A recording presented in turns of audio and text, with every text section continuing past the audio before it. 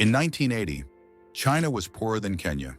Today, it's building the world's fastest trains, controlling trillions in global trade, and shaping your future without you even noticing. How did that happen so fast?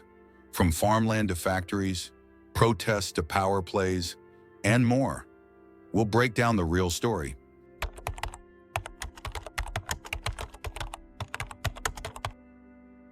China wasn't always powerful. In fact, the 1800s and 1900s were brutal. It lost wars, got colonized, suffered famine, civil war, and foreign invasion. They call it the century of humiliation, and it left deep scars. That trauma fuels a fierce need to never be weak again. Pain planted the seed. Power became the goal. In 1949, Mao Zedong took over and declared China communist. He promised equality, but the cost was massive. Landlords were executed, intellectuals were silenced, and the Great Leap Forward led to millions of deaths from starvation. Mao isolated China from the world and from progress. His rule broke the old system, but nearly broke the country too. Revolution tore down. Rebuilding had to come next. After Mao's death, China was broken, poor, scared, and confused. That's when Deng Xiaoping stepped in. Unlike Mao, Deng didn't care about strict communist rules. He said, "It doesn't matter if a cat is black or white, as long as it catches mice." So he kept political control but opened the economy.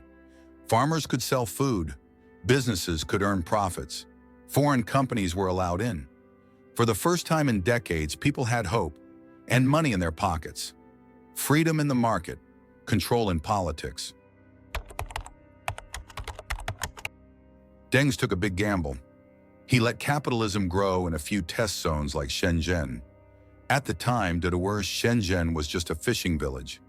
But with open markets and foreign investment, it grew faster than anyone imagined. Factories popped up overnight. Jobs exploded. In just a few years, it became a booming city. Soon, other cities copied the model, and China became the world's workshop. Growth began with one bold experiment. In the 1980s, China faced a huge challenge. Too many people, not enough resources. So the government introduced a strict policy. Families could only have one child. It worked fast. The population growth slowed and poverty dropped. But over time, a new problem appeared. Too few young people and too many aging citizens. Today, China's workforce is shrinking, and that's starting to hurt the economy. One rule solved one problem and created another. As China opened up economically, people, especially students, started asking for more freedom.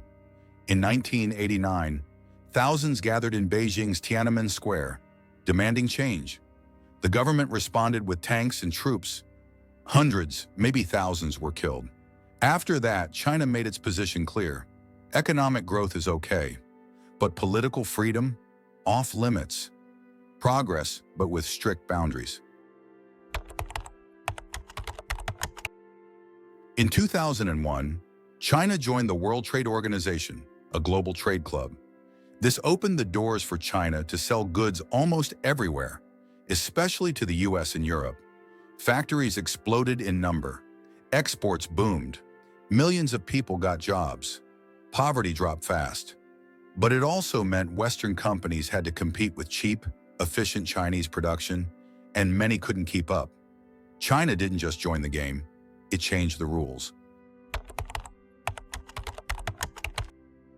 Walk through any major Chinese city today, and you'll see it. Shiny towers, bullet trains, endless highways. This didn't happen by accident. The government poured trillions into infrastructure to boost jobs and fuel growth. It kept the economy moving, even when global markets slowed down. But it also led to ghost cities and massive debt in some places. Build fast, grow fast, but pay later. At first, Chinese tech companies were known for copying apps, phones, websites. But now they're leading TikTok reshaped global social media. Huawei builds top-tier 5G. Alibaba rivals Amazon.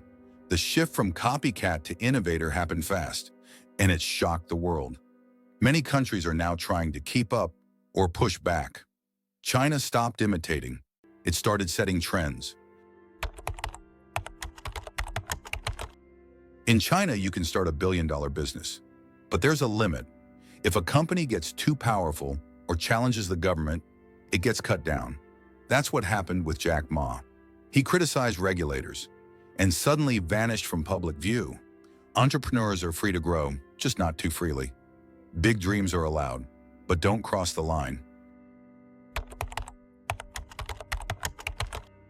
In 2013, China launched a massive global project, the Belt and Road Initiative. The plan? Build roads, railways, and ports in over 140 countries to create new trade routes and new allies. It gave poor nations new infrastructure, but also heavy debts. Some now worry China holds too much influence. For China, it's not just business. It's a global power play. Build bridges, but stay in charge. China doesn't just lead in roads and factories. It leads in watching as well. With facial recognition cameras, social credit scores, and online monitoring, almost every move is tracked. It helps stop crime and control the population. But at a high cost to privacy, the model is spreading to other countries, raising big questions about freedom, security, or control. Depends who's watching.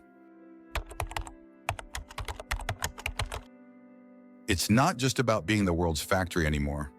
China wants to lead in AI, robotics, semiconductors, green tech, and it's investing heavily to get there. The Made in China 2025 plan is all about upgrading.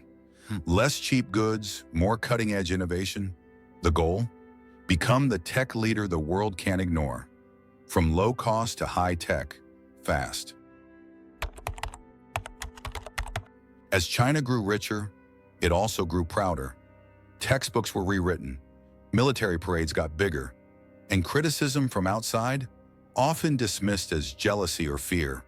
This new nationalism fuels unity, but also tension, especially with countries like the US, India, and Japan. For China, pride is power, but pride can also blind.